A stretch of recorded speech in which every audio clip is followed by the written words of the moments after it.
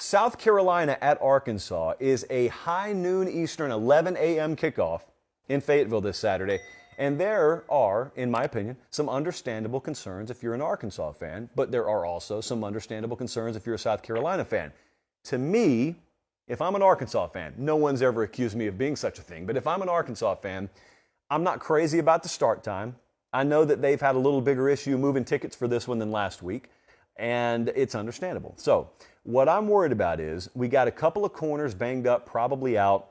You've always got the letdown effect if you win a big game. I'm not so concerned about that, but I'll admit, yeah, it's happened before. Maybe it's a threat here. But how many times have you watched these games where you've got that 11 a.m. kickoff, you're coming off a win, and most of your big games seemingly are still down the road, and meanwhile, here's South Carolina, a conference opponent. The line is under 10. It's Arkansas -8, and yet it just feels like it's there. The game's just there. And the last thing in the world you want is South Carolina pulling some special teams trickeration like they did last week. I don't know if a punt block's a trick. It's just a good play. Or you turn the ball over early, and for some reason, did this guy just yawn over here? Yes, he just yawned. It's that kind of game. That would be a concern that I think is valid, which leads to what I think their offensive approach will be, and I'll talk about that in a second. As for South Carolina, pretty clear. Everybody, and I mean everybody in that state, is talking about offensive line right now, and with good reason.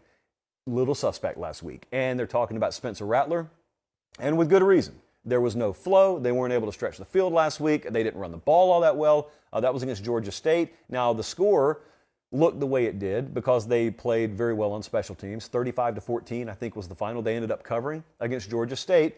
However, this is a different animal this week. Literally. I mean, it's the difference between a Panther and a Razorback. I want to go on a little, probably 30-second rant here. I have read a lot of folks talking about South Carolina's win over Georgia State last week. And they've been quick to discount it. And I've asked why. And they've said, well, I mean, they got a bunch of special team scores. Yeah, they did.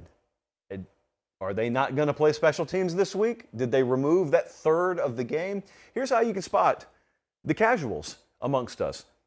People who discount special teams, but continue to say, we got to play good in all three phases. What are the three phases? Offense, defense, special teams. Do you believe that? Do you believe the game is split in thirds? Do you really, friend? Because you don't ever discount pick sixes. You don't ever discount 48-yard touchdown runs. But for some reason, if I block a punt and I score 7, you look at that and say, good for you. Here's a pat on the head. You got 7 points. Never happen again. Those aren't even real points. I don't even value that as a true 7. Special teams, if you can play them at a high level, it tends to translate. And it's always a pressure point that you put on your opponent that maybe they don't feel every single week. So if you can harass kickers, if you can harass punters, if you can return it yourself, if you can have 15 extra yards of average starting field position relative to the rest of their opponents, all that stuff adds up. So stop clowning special teams. That was like a minute or two. How much should I expect from South Carolina's pass game this week? Because I didn't get a whole lot last week. So certainly that has to be better. And this is an 8-point spread. So, I mean, we're kind of teetering on the if the upset were to happen, how would it happen realm, but we're not quite there yet. I think Cincinnati last week had 5 or 6 plays of 20 yards or more. So there were explosive plays to be had. The added takeaway, if you watch the game, were how many of those plays almost were big completions and were overthrows. So Arkansas has got a DB that's beat, and Cincinnati doesn't execute the play. That's too bad for Cincinnati. South Carolina and a future opponent could look at that and say, wow, so if we have any time to throw, we've got a guy here in Spencer Rattler who can complete those balls. We got receivers, maybe, who we can trust to get open. Might we have a little more success through the air? Well, I speak very, write this down, Colin, trepidatiously, because I don't know. That's why I'm literally asking you. I think the plays will be there. I think the opportunities will be there. How high a level they can execute at, man, that's anyone's guess. I would encourage you South Carolina fans, if you know that answer, let me know. Because I went back today, yes, being the soldier for you that I am, and I rewatched the Georgia State game.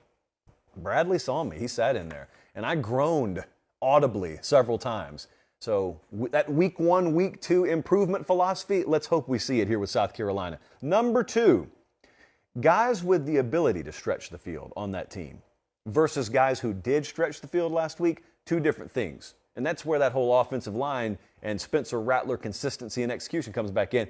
It is not that they're without those kind of potentially explosive playmakers in the receiver department. It's just that when you look at the box score from last week, they don't really pop off. That doesn't mean they can't. It just means they didn't last week. So yes, there is an opportunity for something to happen this week that didn't happen last week. And this is a somewhat vulnerable offensive or defensive secondary that you're going up against in Arkansas. So that's point one. Point two, because of the aforementioned early kickoff, because of the aforementioned potential sleepy letdown spot, and because of potential vulnerabilities in your secondary if you're Arkansas, I think they're going to go for the throat early. And quite frankly, I think their offensive game plan was to do that last week. And because of the way that first drive went for them and then Cincinnati, I think they backed off a little bit and they leaned more towards the run. And as a result, it was kind of a plodding first half. I don't think they want to duplicate that. They want to duplicate the win. The way they go about it in terms of offensive play calling and balance, I think will be a little bit different this week. And I think that early jolt, for the reasons I just mentioned, probably a little more necessary here.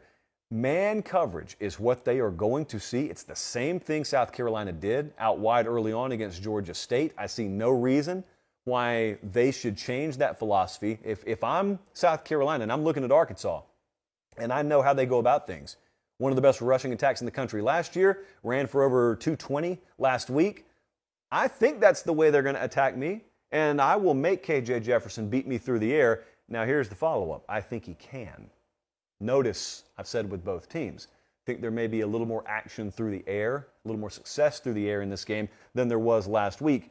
Both of them know they need to score, and maybe a little bit more than the total indicates they need to score. So let's take a look, given all that, what the model thinks next to what Las Vegas thinks. Now, before I looked at the model, to be honest, I thought we were going to be leaning South Carolina plus these points. Then the model says, not so fast. Vegas has Arkansas -8 right now. The model has Arkansas -10.5. For those confused at what I mean by the model, I mean we run our own numbers, so we have our own model. I think Kendall Briles has a couple of too many tools at his disposal. Trey Knox is a name I did not even mention here. One of the, do I say burgeoning very often? One of the burgeoning tight end names in the country right now. Trey Knox is going to be a difference maker for them down the line and kind of was last week. I think Arkansas is going to win, and contrary to what my gut feel was, we actually have Arkansas covering. I think it's a higher scoring game. One of our official Ramen Noodle Express plays for this week is over 52.5.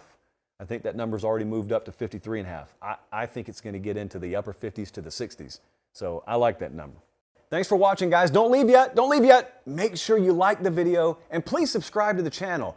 Not just for me. That's how we keep this entire thing free.